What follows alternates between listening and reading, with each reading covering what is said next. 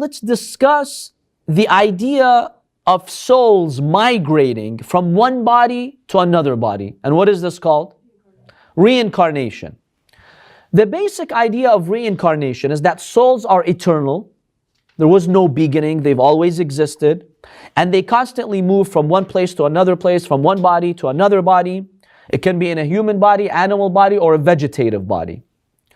And so reincarnation is the philosophical or religious concept that the non-physical essence of a living being starts a new life in different physical form or body after the biological death.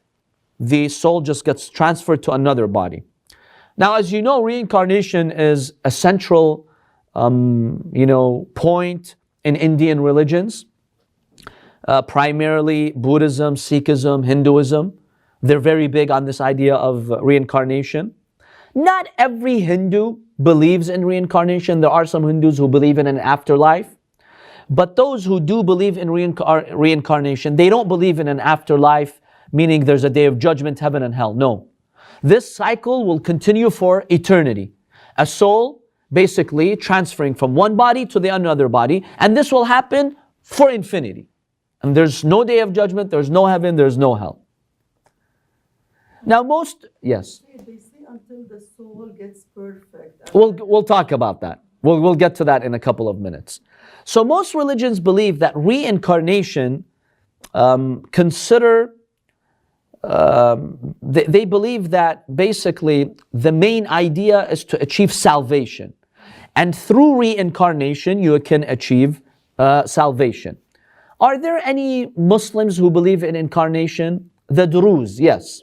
The Druze, they themselves consider themselves Muslims, even though scholars have different opinions about whether they're actually Muslims or not. They do believe in a type of reincarnation, and that the soul moves from one body to another body. Since the soul does not die, the body dies and it moves to another body. So they have an understanding of reincarnation that's similar to what you'll find in the Hindu religions. Now, when did this idea of reincarnation start historically? We have some historical records that show the Egyptians were actually the first to believe in reincarnation. And then the Phoenicians and those from Canaan, they adopted this idea. And then obviously you had the Hindu religions in Eastern Asia. This was a pillar, for them. And for a lot of Hindu religions or Asian religions, the one who does not believe in reincarnation, they were not considered believers. That's a very important central part of their faith. You don't believe in incarnation, you're out. You're not considered a member of that faith. Buddhism also considers reincarnation as a central point. And in Buddhism, they advocate that the souls, they keep transferring from one state to a higher state until the soul achieves the state of Nirvana. What's Nirvana? If you're familiar with it. I think it's a godly state or something. It is a godly state, yes. Basically, it means melting into the grand soul. So it's a transcendent state. There's no suffering, there's no pain, there's no desire anymore. There's no sense of self. And basically, the person in the state of Nirvana becomes unified with Brahman, which is the universal soul. And that's the goal of people in Buddhism, to achieve that.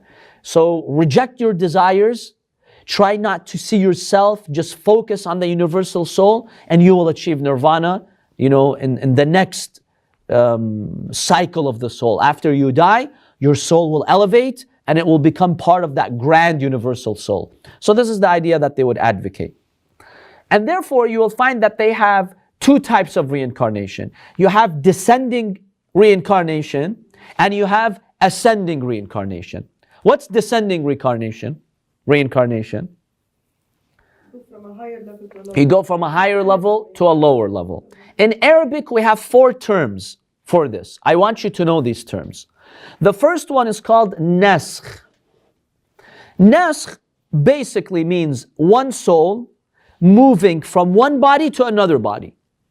So when you die, according to Naskh, your body will be transferred to another fetus that's about to be born, and your soul will survive in another body.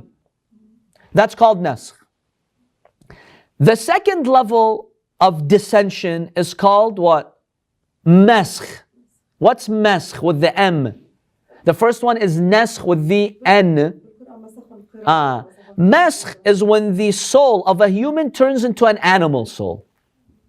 And Allah uses this term to describe to those from Bani Israel who violated the laws of God. Allah did maskh to them. He morphed them into what? Monkeys, according to the Quran. Now, the Quranic maskh doesn't mean that they actually became animal souls. No, they were still human, but Allah put them in animal bodies to humiliate them. Otherwise, they're human and they'll be resurrected as human beings. But God made them look like monkeys to humiliate them and punish them for their aggression and oppression. The Quran talks about certain groups in history who were morphed into animals. So whenever the soul of the human being, according to this reincarnation, becomes the soul of an animal, we call this maskh. Then we have faskh with the F as the first letter. What does that mean? The soul of an animal becoming, no, you go lower down into the cycle of life. Exactly, it becomes a plant. And then we have raskh with the R. And that means the essence of a plant becomes an object. Becomes a stone, it becomes an inanimate object. To punish some souls, they believe, God will turn them into a stone. And so He takes away that gift of life from them. Or they don't believe in the one God, of course, as we believe in it, that universal soul. Then you have reincarnation that ascends. So from plant, it becomes a human. Then from human, it becomes something immaterial and that universal soul. So the adherents of the Hindu religions, basically, they accept this idea that is called samsara, which is a chain of births and deaths linked by reincarnation. Now, what is it that controls the law, the system of samsara? What controls it is the law of karma. What's karma? What's your basic understanding of karma? You do good, you get good results. You do bad, you get bad results. Basically, it's the idea that good actions create good karma. Bad actions create bad karma. Good deeds are rewarded. Bad deeds are punished. So now, if you as a human being, you commit bad deeds, what happens to your soul after you die? It descends into an animal. You could become a bug, for instance. You'll turn into a frog or a snake or a reptile or whatever. And that's basically the idea of karma. Now, in order for you to be saved, yeah, this is the Hindu religions, yeah. Not in Islam. So salvation for the soul basically means that you abandon all your desires and accept that the individual soul, your soul is the same as Brahman, as we said, which is the universal soul or God. And there's no suffering and it's just, a pure immaterial world. Now, by the way, reincarnation basically is tied to pantheism. What does pantheism mean? Everything is God. Most of these religions that believe in reincarnation, they do believe that everything is God and God is literally in everything. And so reincarnation and pantheism, they are central doctrines in Hinduism and, in occultism, for instance. And so, for a long time, these religions have existed. What's the view of Islam about reincarnation? Al-Ma'mun, the Abbasid Caliph, asked Imam al-Rida alayhi salam. He says, what do you say about naskh, this idea of reincarnation? The Imam alayhi salam responded, Man qala bit-tanasukh, if you really believe in reincarnation, fahuwa kafir. This person is kafir. Mukadhibun bil-jannah. You're basically rejecting the afterlife of heaven and hell. And the Quran is very clear that it's you, your soul, that Allah will resurrect in body form, and Allah will judge this soul, and you either go to heaven or hell. So it's not that my soul is going to be transferred to another person, or my soul is going to become an animal or a plant. No. Allah created the soul of the human being in pure form. And Allah spoke to our souls in the world of particles. Before we were born, Allah spoke to our souls, and He made a covenant with our souls. قَالَ أَلَسْتُ بِرَبِّكُمْ قَالُوا بَلَى. Allah spoke to our souls. Am I not your Lord? Yes, we believe. Allah says, okay, I'll try you. I'll put you in this world to see if you stay truthful to that covenant. That's the trial, to stay truthful to the covenant. And so, this is a very brief discussion on the soul and multiple understandings of the soul. In Islam, we reject reincarnation. We believe Allah created the soul, unique to every individual. And after death, this body dies. The soul stays in the barzakh, in the purgatory, until the day of judgment. Then Allah will resurrect this body and give this body newer capacities and dimensions. And Allah either takes the people to hell or heaven. But the idea of reincarnation, or that there's this universal God and everything is God and the idea is to become one with that God, no. This is something that's pantheism that Islam has rejected. So this is just a very brief summary of the discussion on the soul. Any questions about that? Yes. Sayed, have you ever experienced something like when you, like 5 years ago, you're sitting like right now and I say, oh, I heard A deja vu, you mean? Deja vu. Some scholars have examined deja vus and they think maybe it's a reflection of the world of particles. Because in the world of particles, we were given a synopsis of this life. So we might remember in our soul some familiar scenes that were displayed to us from the world of particles. Some scholars, basically, that's their analysis. Another analysis is you've seen that scene in a dream. See, when you see a dream, it's your soul envisioning those dreams.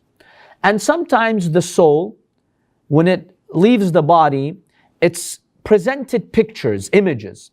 If the images are presented by the shaitans, it's a false dream, which a lot of dreams are false.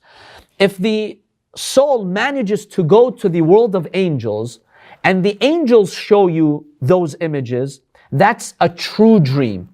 And sometimes people have true dreams. So when you see that image, it's the angels revealing to you something about life. So maybe your soul saw it in a dream, and then it really does happen. You have a flashback of what your soul saw in a dream. That's another analysis. It feels so real, like it happened right So it feels real, yeah. So al-manam al-sadiq, the true dreams are those that were displayed to you by angels.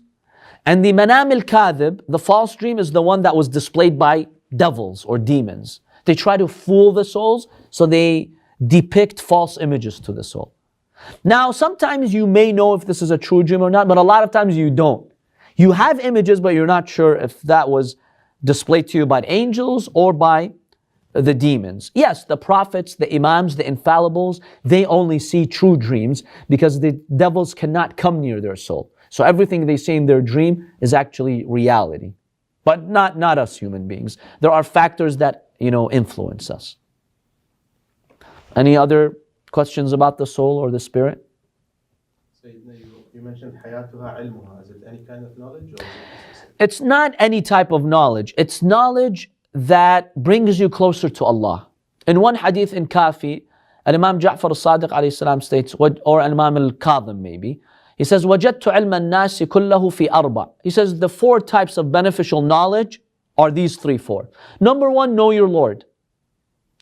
Number 2, know what your Lord did with you. So in this category, we can add the natural sciences, like biology, astronomy, because it allows you to see the grand creation of God. Know what your Lord did with you. Know the signs. Know how Allah created you in such a delicate form. If you pursue sciences with this intention, it becomes a blessed, and it's beneficial, and it gives life to the soul. Number 3, to know what your God wants from you. What does Allah want from you? Number 4, to know the red lines. What causes you to leave religion? What causes disbelief? And this one's very important. Knowing this gives life to the soul at a very basic level. Sometimes a word that you say, oh God, why? That technically could take away your iman. That's just a small example, by the way. So, the life, what gives life to the spirit and protects it from dying is basically knowledge. And the more you seek knowledge, the more you enliven your soul. And not only do you enliven your soul, you expand your soul. The soul has a capacity. The more you give it knowledge, the more it expands, the more it feels, the more it experiences the reality, the more it finds new dimensions and joys. See, in this world that we live in how many dimensions that we have? What dimensional world do we live in? 3D, right? Can you think of a fourth dimension? Yeah, but can you conceptualize it? Probably not. See, we have 3D. The more you give knowledge to the soul, after you die, the more dimensions your soul can experience. And some scholars believe you're left with that for life. Meaning the amount of knowledge that you die with will determine the capacity and the size of your soul for eternity. That is why the hadith states when people would come to the Imams and they would ask him, if I had one day to live, what would I do in that day? What did the Imam tell him? Seek knowledge. Because by doing so you expand your soul and you're left with that state till eternity. Because after you die, you no longer have an opportunity to expand your soul. The test is over. You have that opportunity here in this life. So that's why the Prophet says, seek knowledge literally from the cradle to the grave. The more you do so, the more dimensions your soul will acquire, and the more you'll enjoy God's creation for eternity. Those who die with ignorance, they are stuck in that limited spiritual state for life, for eternity. And that's just a huge, huge oppression to the self. So this Yes. is what you say, you elevate your level. Exactly. Allah in the Quran says those who have knowledge, Allah elevates them. And that's how you elevate your level, through knowledge. That's what we're doing. What we're doing now is not. And yes, alhamdulillah, this is a type of knowledge that we receive from the Ahlul Bayt. Fiqh, Quran, Hadith, theology, all of this is knowledge. So we're studying every day. We're right? studying it every day, alhamdulillah. Listening to the bucket lecture. وصلى الله على سيدنا محمد وآله الطاهرين.